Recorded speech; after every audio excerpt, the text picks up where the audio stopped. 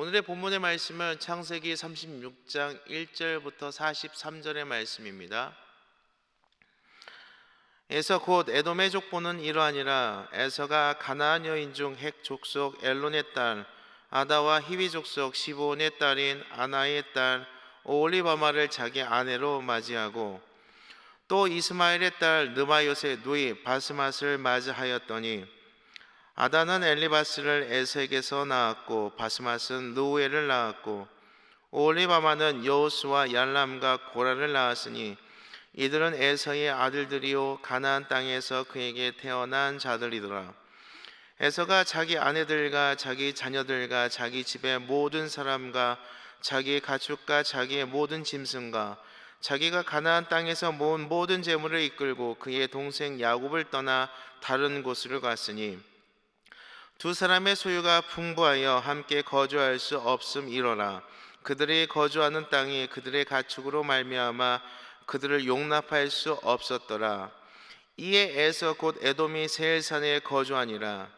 세일산에 있는 에돔 족속의 조상 에서의 족보는 이러하고 그 자손의 이름은 이러하니라. 에서의 아내 아다의 아들은 엘리바스요 에서의 아내 바스맛의 아들은 루엘이며 엘리바스의 아들들은 대만과 오말과 스보와 가담과 그나스요 에서의 아들 엘리바스의 첩 딥나는 아말렉을 엘리바스에게 낳았으니 이들은 에서의 아내 아다의 자손이며 루엘의 아들들은 나핫과 세라와 삼마와 미사니 이들은 에서의 아내 바스맛의 자손이며 시브온의 손녀 아나의 딸 에서의 아내 오홀리바마의 아들들은 이러하니 그가 여호수와 얄람과 고라를 에서에서 낳았더라.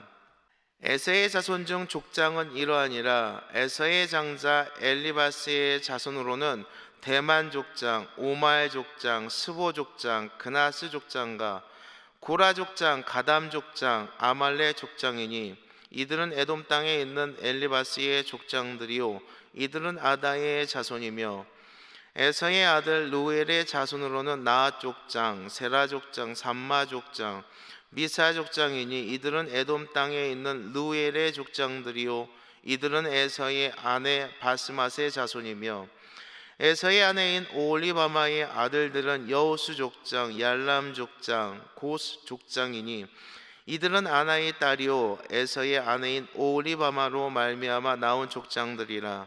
에서 곧 에돔의 자손들로서 족장된 자들은 이러하였더라.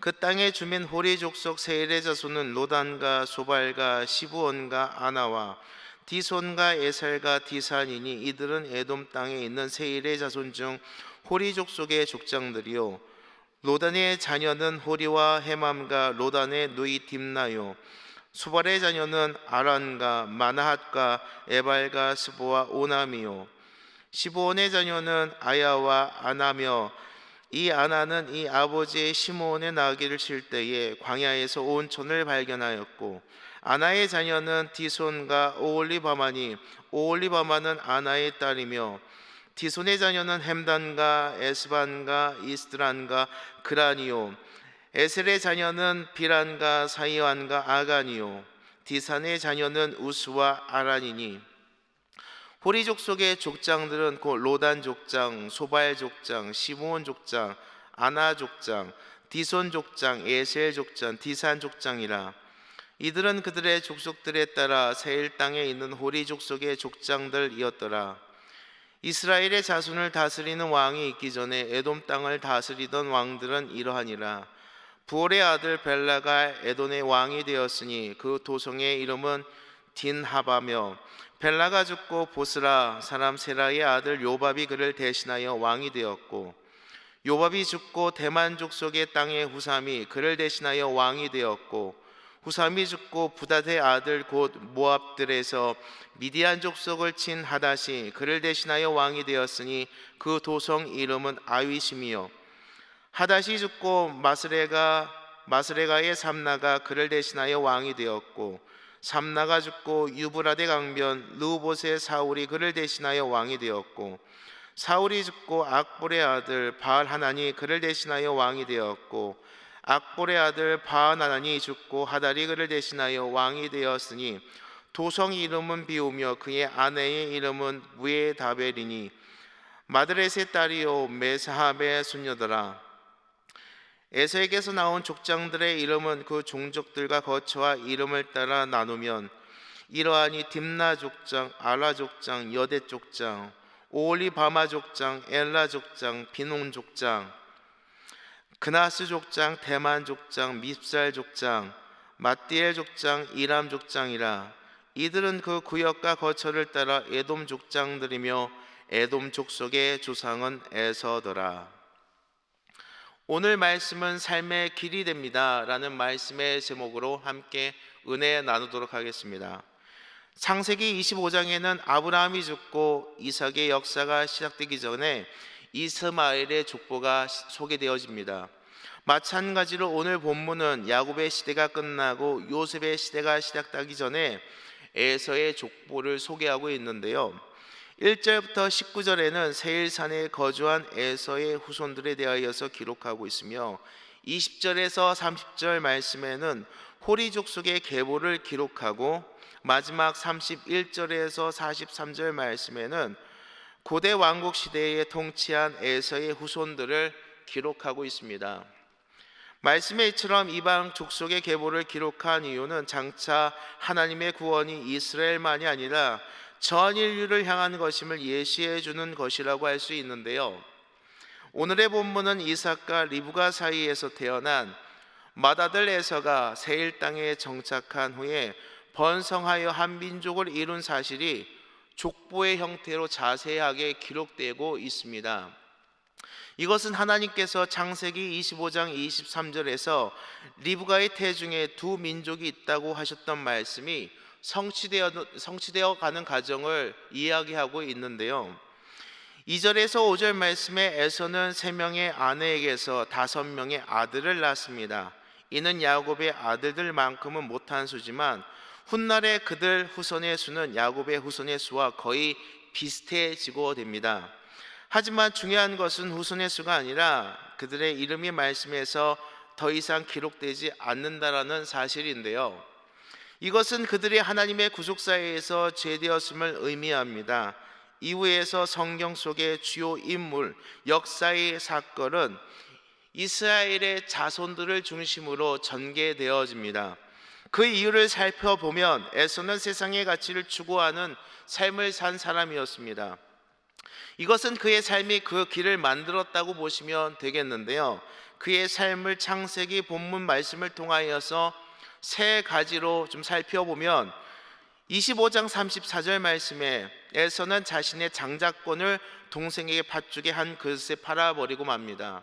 두 번째는 26장 34절 말씀에 에서는 이방 여인들을 아내로 맞은 것도 잘못된 것이지만 게다가 그들을 하나님의 신앙으로 이끄는 것이 아니라 그들의 문화에 젖어 살게 되면서 부모님들 마음에 근심을 주게 됩니다. 또한 세 번째는 오늘 본문 36장 6절 말씀에 물질이 많아지게 되자 하나님의 약속하신 땅을 버리고 이방 땅으로 이주해 갑니다. 세겜 땅으로 이주해 가는 것이죠. 불신앙의 사람에서는 하나님의 축복을 받기는커녕 자손 대대로 저주를 받아야 마땅합니다.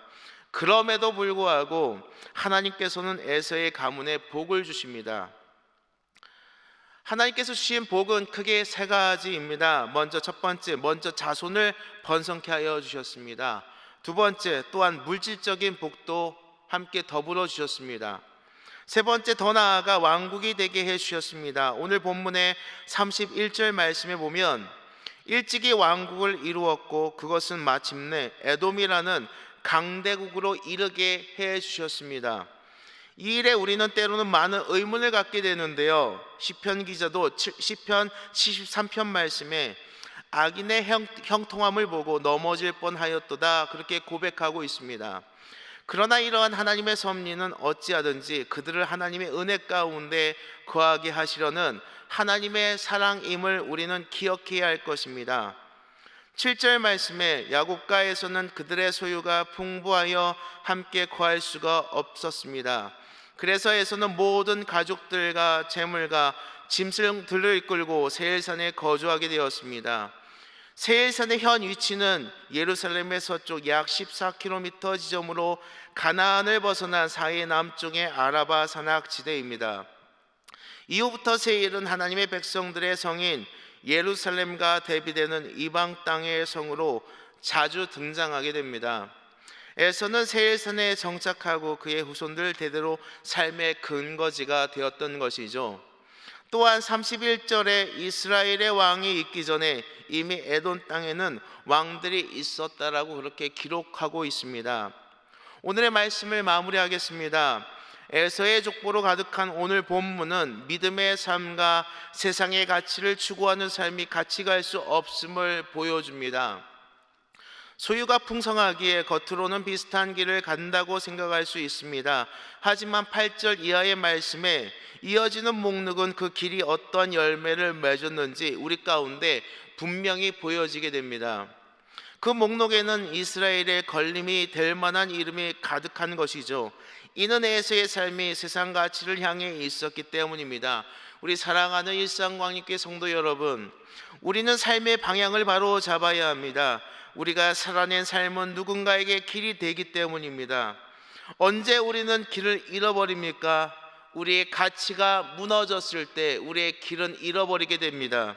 참된 가치를 붙잡지 못할 때, 버려야 하는 가치를 버리지 못할 때 우리는 길을 벗어나게 된다는 사실입니다. 에서는 하나님보다 세상을 더 큰 가치로 붙들었습니다.